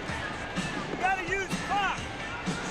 I want to run every time, but we don't have the break. We got to use clock. They can't get a second shot. That's a man who has a championship wrapped up, Doc, in the fourth quarter of Game 5, coaching every possession. And you know it's awesome to watch him because obviously he wants to win a championship, but he's so much about the game of basketball. He's a teacher. He wants them to play the right way all the time. He's going to coach until 0-0-0-0 is on the clock.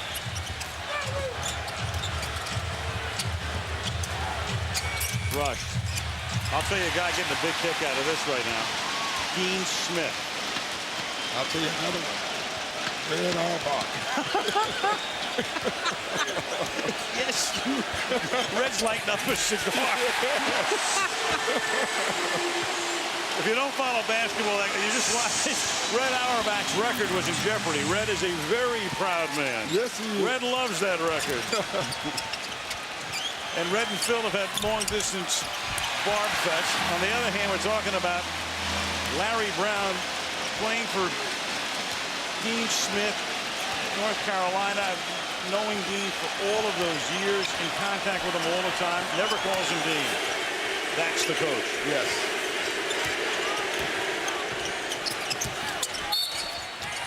Doc, can I call you next year, like during the week, and you can give me some lines and I can read them on the air? Anytime.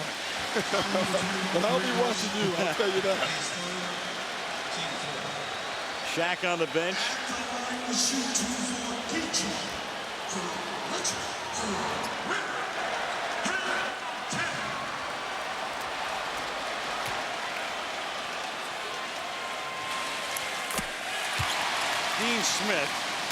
Dean Smith and John Wooden, two of a kind, of course. Look at that. In college basketball annals. The young Larry Brown. People forget Larry Brown was a hell of a basketball He really player. was. And for Larry, the negatives to Larry, and there are some people who don't like him because he's moved around so much in Philadelphia. Some fans felt he deserted them. Larry does have a little wanderlust in him. There's no question about it. It's maybe the pursuit of perfection as Cook makes that shot. It could be a lot of different things. But he is a guy, as his brother Herb said to me the other night, you know, we'll be driving around. He'll see kids playing on a playground. He wants to get out of the car and coach them. No doubt. You know, when I was with the Clippers and Larry Brown coached me, we would play one-on-one games after practice. Larry would come back out on the floor and stop us because we didn't pivot the right way. So we left practice and we went somewhere else to play the game. Crowd looking for 100, and they're going to get it sooner or later because they still have 3:44 to play. And of all crazy things in this series, could you have ever figured Detroit would win in a blowout? The Lakers would need a near miracle to win the only game they win, and Detroit would wind up in triple figures in a blowout deciding game. You know, Al, I'm going to go back to our first game, Peter. And we said in the series that if the Detroit Pistons scored between 85 and 90 points, they would win because they will never give up 90 points. I'm looking up at the scoreboard right now. The Pistons have 98 points, and the Lakers have 72. So as great as the Detroit Pistons defense has been, it's still been about the Lakers not playing defense in this series, or maybe not able to play defense because everyone underestimated the Pistons offense. They know now. You saw Shelly Brown. Shelly and Larry will get about 11 minutes to exult. Larry's going to coach the Olympic team. Yeah. So he's going to go into a draft situation next week with this team. He's going to have a parade and all of that. Then he's got to start getting the Olympic team together. Then they have a camp. Then they go to Germany to play. Then they go to Athens, of course, for the Olympics. And he comes back and he plays about 2 rounds of golf and he goes back to training camp. Yeah, and they're in another, as Shaq called it, a half team situation.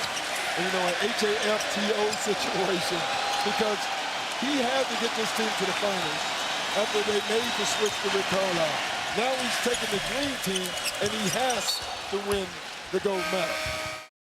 Byron Scott, Tom Tobin, who's the MVP? I think Chauncey Billups is MVP, hands down. I think if every year you'd want to give the MVP to an entire team, this would be it. Chauncey Billups. A lot of the Patriots coming out before the Super Bowl will be out on the floor for the trophy presentation, the MVP presentation, as the champagne is on ice and about ready to be opened. First Pistons championship won here in Detroit, Al. Okay, Mike, and it's well put about the MVP. There is no clear-cut guy. I'd vote for Billups, too. I think he's been phenomenal. Ben Wallace has been fantastic tonight. Yeah, you know what? It's such a tough vote. And I'm going to vote for Ben Wallace because this team is all about defense, and he's the anchor. And even though Billups has had better offensive games, Ben Wallace has been a factor throughout this series with his presence. And I think I have to go with him. This is the kind of election that's so close, there'll be a bunch of dangling chads at the end of it because there's no clear-cut guy. It should be a team MVP. And we talked about it on the pregame show, Doc. When you think about these Pistons, there won't be one guy who comes to mind. You'll think about a collection of guys. It won't be Michael Jordan's Bulls or Shaq and Kobe's Lakers or Duncan and Robinson's Spurs. This is different. It is. Actually, it's refreshing, too. Yeah, you could vote for Joe Dumars. I mean, the trade, before the trade deadline, bringing Rasheed Wallace to the Pistons swung the title to the Pistons. That is, I'm thinking about that. You're right. Yeah. You are right. And now I got to tell you, this has been a great year for me. I'm trying to stay composed. I really am. I've been a player. I'm going to coach the Celtics, and now I can say that I've done the NBA Finals with Al Michaels, Michelle Tafoya, and Corey Scott, and Al, this is so amazing. For me, it's been amazing. It's been awesome. Doc, you're so kind as Tayshaun Prince comes off, and Larry will bring the guys off one by one. Doc, I look at it this way. The way you started at Orlando, we had to get you off the street. Yes, you did. And thanks for, and I had a blast this year with you. Thank you very much. Kobe Bryant, there's Chauncey Billups, Okur, Larry Brown doing everything he can now to get everybody to come off the floor as they reach triple figures. Get the individual acclaim. And why not? The Pistons are going to wind down the playoffs with some good defensive play. Their trademark, their hallmark.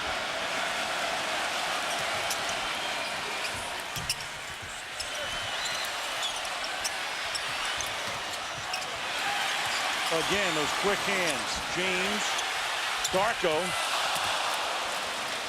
I think he'll get the rest of the shots, the rest of this game. Fisher makes it from outside. So this Piston team, which has really captured this area, and they love this style of play. So Hockey Town, USA is going to become Hoops Town, USA in about a minute and 12 seconds. But you know, it's such a blue-collar team that fits this city. All you heard from them is punching the clock, you know, one more shift, paycheck time. I mean, this is such a blue-collar basketball team that you can make the case like the Lakers and, you know, the LA Lakers fit LA. This Detroit Pistons team really fits this city. Hamilton can take that mask off for the final time. Rasheed Wallace is going to win his first title.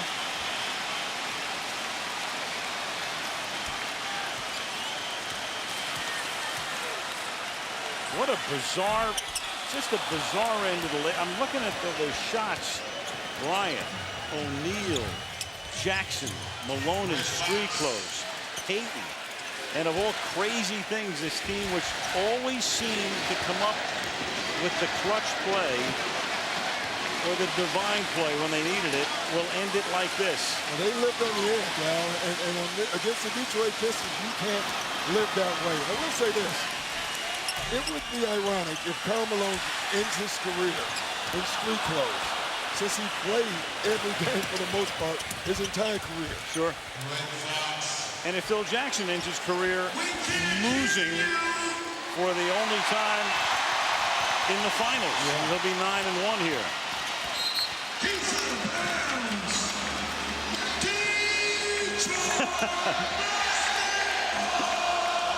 know what I love, though? When they signed Karl Malone and Gary Payton, everybody assumed that, well, they just had won a title. If you're a team sport guy, it gives every kid in the world a message. No matter who's on your team, you still have to earn it. And that's what this title is all about. We started the first game, I said to you, you know, you have to run the race. You got to play the game. The day before, Birdstone had beaten Smarty Jones. We said that the Pistons have a better chance to beat the Lakers than Birdstone had.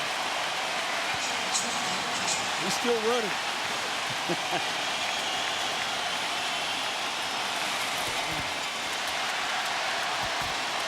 They're going to win the middle 3 games, something that no team has done at home since they went back to a 2-3-2 format in '85.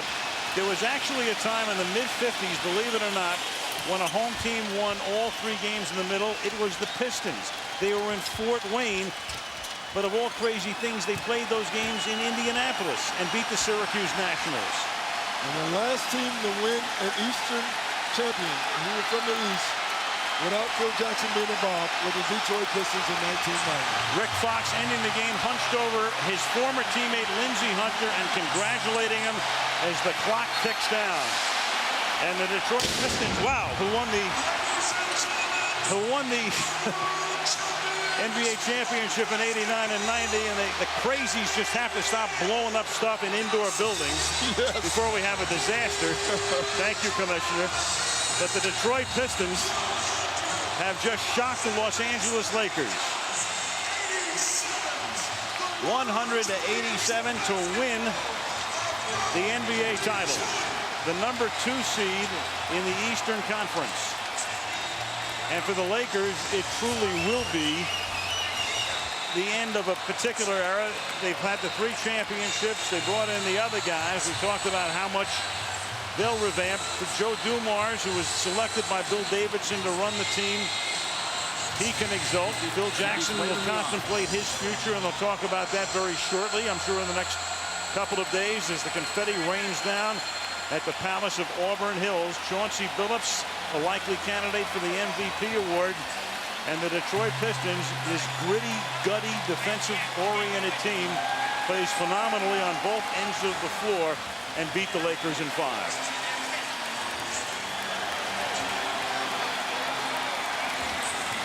Shelly Brown, like a lot of coaches' wives, a lot of different homes. You've got to keep the family together, and this was a very rough year for Larry because his family was settled in Philadelphia, the kids in school. He's trying to fly back on off days, living in an apartment. Back and forth they go.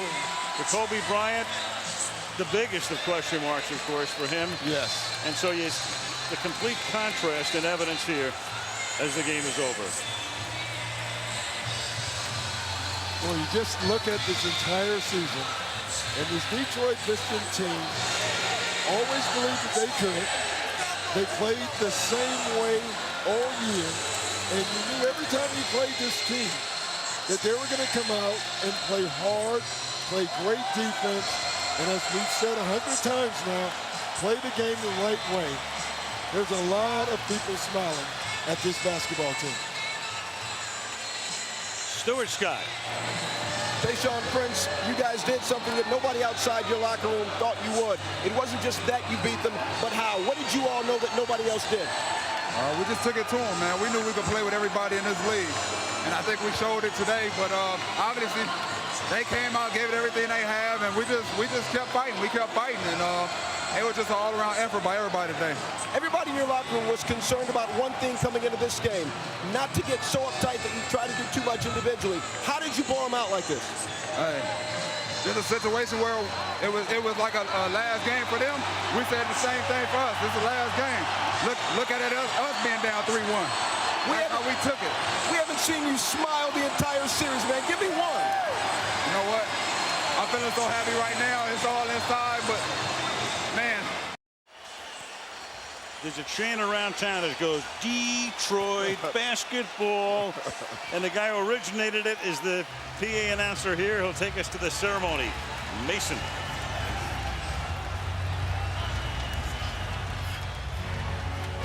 And now, Piston fans, the Larry O'Brien Trophy.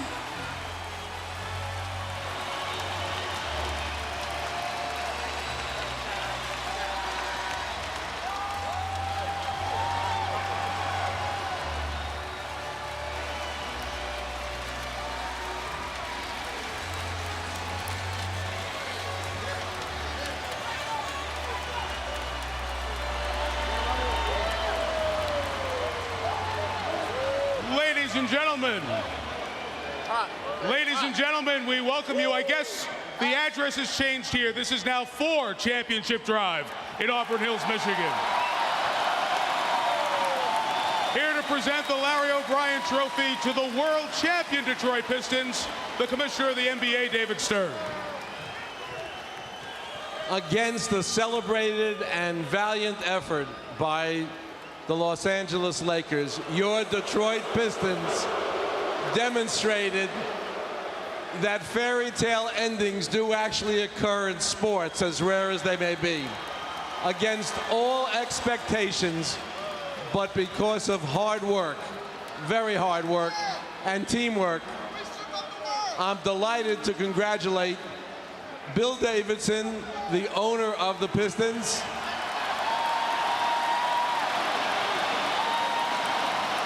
Tom Wilson, Joe Dumars, particularly Coach Larry Brown, and of course, the city of Detroit, who believed in this team. And this team met their expectations, even though no one else expected it. So to your 2004 NBA champion Detroit Pistons, congratulations. And here's the trophy.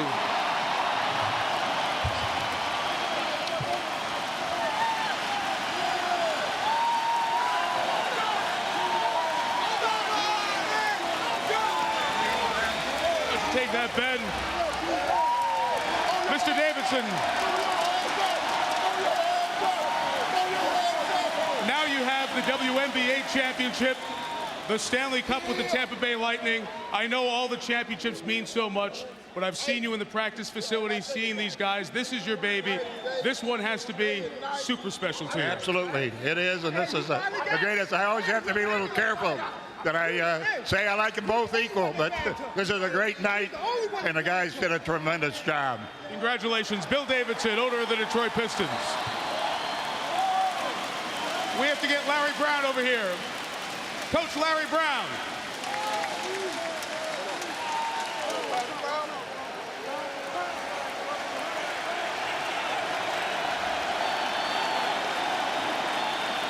Coach, I know you inherited a very good team, but they did figure out the right way to play.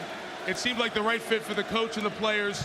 Tell us your emotions as your family's here and you finally, after the long journey, become the first man to win an NCAA championship and an NBA championship as a coach. Well, one, I feel fortunate that I inherited a team that Rick Carlisle coached. He did a great job. I'm sorry Chucky Atkins and Michael Curry and John Barry and Cliff Robinson aren't here to enjoy it. But this is a great team. Mr. D and Joe and the whole staff assembled great guys that do play the right way, and I'm proud to be part of that. Thank you. I know there are two people who are watching who you share great emotion for and with. Coach Smith, Dean Smith, your mentor, and your 99-year-old mom who has just watched you and your older brother Herb worked together to win an NBA championship. Having your brother here, your mom watching at home, has to be special to you. Well, I wouldn't be here if it wasn't for Coach. A lot of us in this profession benefited by being around him. And for my mom, I babysitted my brother long enough, and we finally got it done. I love you, Mom. Larry Brown, coach of the champion Pistons. Now time for the presentation of the most valuable player trophy. And once again, Commissioner Stern.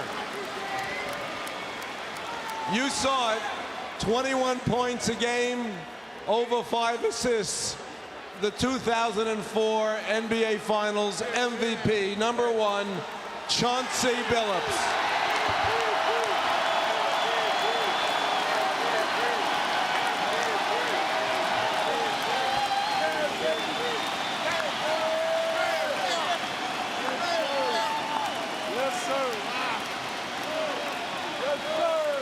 Chauncey, you just looked at that and said, wow. After all the places you've been and the expectations when you were drafted high in the draft, all the stops, did you ever stop dreaming that you could find the right place for your talents? I never stopped dreaming, man. God is good. You know, God is very good. He put me here for a reason, and that's the reason. You guys were as heavy an underdog as we've seen win the championship in almost a quarter century. I know the guys believed. Tell me why this team was able to overcome the Lakers. Because we just believe in ourselves, and we play team basketball. We're not just individuals. We got individual good players, but we're a great basketball team, and we know that that can overcome every time. Congratulations. MVP of the finals, Chauncey Billups.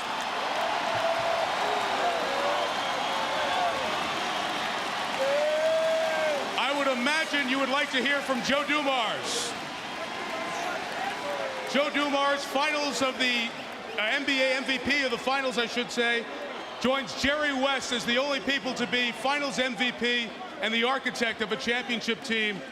I know it's sweet as a player. Tell me what it's like to be the boss. It's so much better here. You put your heart and soul into it, and to have this happen is just unbelievable. Joe, as I said, this team was a heavy underdog. When did you believe this team could do it? I felt like we could win this thing. I really did. Even before the series started, I thought that we could win. And I knew we were underdogs, but I never thought that these guys were. I just felt like these guys, it was their year to win it. Joe Dumars and the rest of the world champion Detroit Pistons, ladies and gentlemen. And we send it back to Al Michaels. All right, thank you, Mike. So Billups wins an MVP award in the finals before he ever makes an all-star team. Who's the last guy to do that? Joe Dumars did it on one of the Detroit championship teams in '90. Just a few moments ago, what's it like on the other side? Michelle talked to Derek Fisher. Derek Fisher, obviously this is an incredibly emotional time. What is your team going through in that locker room? Mixed emotions, Michelle, to be honest. Extreme disappointment, but very resilient. I'm so proud of this team. We didn't have to be here. We went through some things that I don't think any other team could have gone through and still gotten to this point. And, you know, we definitely have to tip our hat to the Pistons, no question about that. You have to win graciously and you have to lose graciously. And we're disappointed, but the Pistons were the better team this year. You guys came into this game saying all the right things, that you believed you could get it done, that you were confident that you'd been in this position before. What happened out there tonight? Same things as have been happening this entire series, you know. Second chance points, you know, offensive rebounds, you know, they're beating us to loose balls. You know, I think they wanted it more, you know, collectively as a group. That doesn't take anything away from anybody on our team. I think we wanted it as well, but they were able to take, you know, emotionally what they desired and what they wanted and carry it over to the physical. And we were a step slow too many times, and, you know, they deserve it. Phil Jackson had said many times this may be a last dance for this particular team. What are your thoughts about the future of this team? How likely is it you'll be together next year? You know, who knows? You know, the nature of this business has really changed over the years, and, you know, from year to year, when you leave that locker room for the last time, you never know if you're going to see that guy again. And, you know, I think we'll all just, you know, enjoy the time that we have left together tonight and tomorrow on our plane ride back. and you know, just be thankful that we had this opportunity. A lot of guys haven't had this opportunity, and you know, we had a chance and we couldn't get it done, but we're thankful. In a 9-day period, I can't think of a turnaround like this in such a huge event. I mean, it's almost as if in a World Series or in a Stanley Cup, one team is expected to win, and then not only does the other team win, the other team becomes so dominant that by the end, the underdog looks like it's invincible, and the favorite looks like it can't win a game if he played until August. And it wasn't just a couple of people.